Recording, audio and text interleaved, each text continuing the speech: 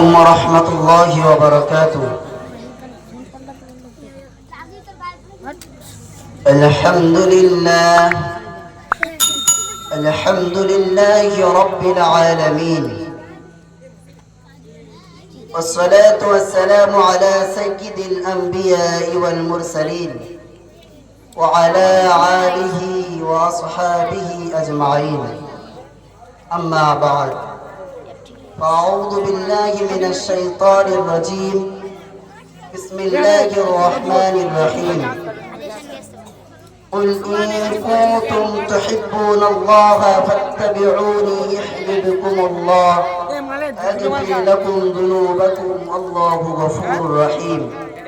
صدق الله العظيم. وقال النبي صلى الله عليه وسلم: كل أمتي يدخلون الجنة إلا من أبى. قيل ومن أبى يا رسول الله؟ قال من أطاعني دخل الجنة ومن عصاني فقد أبى. وقال عليه الصلاة والسلام: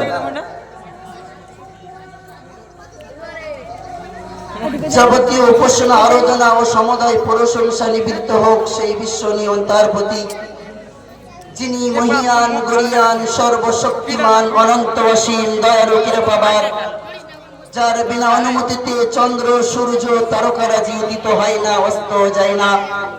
ভক্তি ও ভালোবাসার সহিত করি তার প্রশংসা হামদ ও সানা। সকলে সমবেত কণ্ঠে বলি আলহামদুলিল্লাহ। অতঃপর অসংখ্য দরুদ ও সালাম প্রেরণ করি সেই মহান মানবের প্রতি, যিনি আগমন করেছিলেন বিশ্ববাসীর করুণা হয়ে, বেদান্ত প্রতীকের পথের দিশারি রূপে, যার উপাধি আল আমিন সাদিক আমানতদার সত্যবাদী, জানে কেনা সৃজন করলে এই আকাশ পাতাল পাহাড় পর্বত বৃক্ষ তরুলতা এমনকি মানব দানব কিছুই সৃষ্টি করা হতো না। সেই তার ইশারে সকলে এক বাক্যে বলি সাল্লাল্লাহু আলাইহি ওয়াসাল্লাম।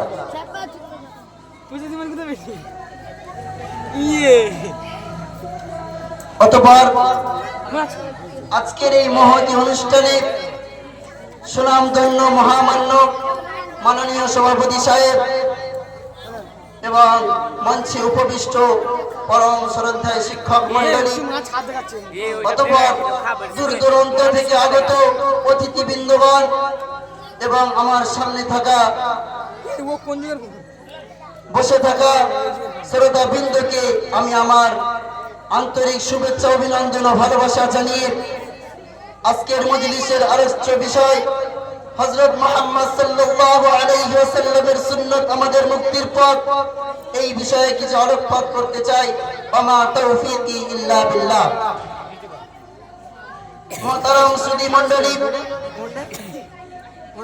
আমাদের এই পৃথিবীতে মানব ও মানবতার মুক্তির পথ দেখাতে আগমন করেছিলেন অসংখ্য নবী ও রাসূল। আল্লাহর প্রেরিত এই নিষ্পাপ মানব কাফেলায় সর্বশ্রেষ্ঠ মানব রাসূল হযরত মুহাম্মদ সাল্লাল্লাহু আলাইহি ওয়াসাল্লাম, মানব মানবতার অহংকার এই মহান রাসূলের সাথে অন্যান্য নবী ও রাসূলগণের মৌলিক পার্থক্য হলো দুটি। এক, তিনি আবির্ভূত হয়েছিলেন সারা জাহানের নবী হিসাবে, আর তার পূর্বে সকল নবী ছিলেন কোন বিশেষ দেশ বা অঞ্চলের কিংবা কোন জনগোষ্ঠীর। দুই, সেই সাথে তিনি ছিলেন কিয়ামত পর্যন্ত অবতীর্ণ সকল মানুষের নবী। অতঃপর এই পৃথিবীর ধ্বংস লয় পতন ধ্বংস অবধি যত মানুষ এই পৃথিবীতে আগমন করবে, হযরত সাল্লাল্লাহু আলাইহি ওয়াসাল্লামের আগমনের পর থেকে তাদের সকলের একমাত্র প্রতিকৃত নবী হযরত মুহাম্মদ সাল্লাল্লাহু আলাইহি ওয়াসাল্লাম। এই অর্থে তিনি শেষ নবী, বিশ্ব নবী। প্রিয় সুধী, এই দুটি কথার সারমর্ম হলো এটাই, যেমন মহান রব্বুল আলামিন যেভাবে সারা জাহানের রব, তেমনি হযরত মুহাম্মদ সাল্লাল্লাহু আলাইহি ওয়াসাল্লাম সারা জাহানের নবী। অনুরূপ এই সমগ্র বিশ্ব যেভাবে চালিত হবে আল্লাহ পাক রব্বুল আলামিনের নির্দেশে, তেমনি প্রতিটি মানুষকে মেনে চলতে হবে হযরত মুহাম্মদ সাল্লাল্লাহু আলাইহি ওয়াসাল্লামের নির্দেশনা, তার জীবন আদর্শ। অতি কিন্তু এই দুটি কথার অস্বীকারী যেমন বেঈমান, অপরন্তে তিনি আহ্বানে বিপরীত ধারায় প্রবাহিত যেসব বিশ্বাসীদের জীবন ধারা, তারাও চরম ভণ্ড পাপিষ্ঠ বলার অপেক্ষায় রাখে না। এবং হযরত মুহাম্মদ সাল্লাল্লাহু আলাইহি ওয়াসাল্লাম যার সমাপ্তি ও পূর্ণতা সম্পর্কে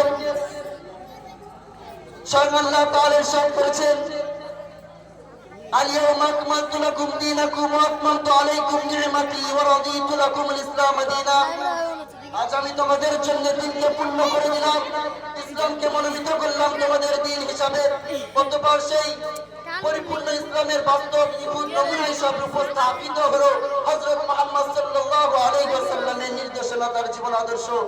হযরত আয়েশা রাদিয়াল্লাহু তাআলা আনহা তিনি তার ভাষায় বললেন, কানা খুলুকুল কুরআন। হযরত মুহাম্মদ সাল্লাল্লাহু আলাইহি ওয়াসাল্লামের জীবন আদর্শ ছিল কুরআন। এবং মহান আল্লাহ পাক রব্বুল আলামিন পরিষ্কার ভাষায় জানিয়ে দিয়েছেন, কুল ইন কুনতুম তুহিব্বুনাল্লাহা ফাত্তাবিউনি। হে নবী, আপনি বলুন, যদি তোমরা আল্লাহকে ভালোবাসো তাহলে আমাকে অনুগত করো। এর সরল মর্ম হলো মহান আল্লাহ পাক রব্বুল আলামিনের ভালোবাসার এবং পাওয়ার একমাত্র পথ হলো হযরত মুহাম্মদ সাল্লাল্লাহু আলাইহি ওয়াসাল্লামের নির্দেশনা, তার জীবন আদর্শ। মহান প্রভুর এই ঐশী আরো স্পষ্ট হয়ে উঠেছে। নবী করিম সাল্লাল্লাহু আলাইহি ওয়াসাল্লাম একবার সাহাবায়ে কেরামের আলোকিত মজলিসে ইরশাদ করলেন, কুল্লু উম্মতি ইয়াদখুলুনাল জান্নাতা ইল্লা মান আবা। কিলা ওয়া মান আবা ইয়া রাসূলুল্লাহ? ক্বালা মান আতাআনি দাখালাল জান্নাহ ওয়া মান আসানি ফাকাদ আবা। আমার প্রতিটি উম্মতি জান্নাতে যাবে, তবে অস্বীকারী ব্যতীত। সাহাবায়ে কেরাম আরজ করলেন, ইয়া আল্লাহর রাসূল, অস্বীকারী আবার কারা? রাসূলুল্লাহ সাল্লাল্লাহু আলাইহি ওয়াসাল্লাম বললেন, অস্বীকারী যে আমাকে অনুগত করবে সে যাবে জান্নাতে, এবং যে আমার অবাধ্য হবে সে যাবে জাহান্নামে।